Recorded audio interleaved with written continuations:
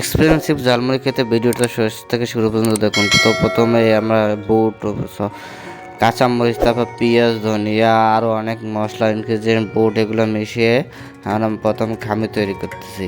আবার কেউ হাসাহাসি করে না, খামি এটা আবার খামি কেমন, মানে এইটা মুড়িতে মাখার জন্য যে ইনগ্রিডিয়েন্ট তৈরি করা হয় সেইটা তৈরি করা হচ্ছে। তারপর এই যে আমাদের শেফ তাহিদ, সে এটাকে নাড়িয়ে চাড়িয়ে সুন্দর করে, আসলে বুট আলাদা কেনা, মুড়ি আলাদা কেনা, আর যত ইনগ্রিডিয়েন্ট এগুলো আমাদের নিজস্ব, যেমন নাগামরিচ, জলপাই আচার, তারপর অনেক ধরনের লবণ, তারপর রয়েছে গাজর, শসা, টমেটো, এগুলো দিয়ে স্পেশাল। কারণ 10টা ঝালমুড়িগুলো তো আমাদের সাময়িক মন ভরবে কিন্তু তৃপ্তি হবে না, তাই স্পেশাল আমরা ঝালমুড়িটা তৈরি করতেছি।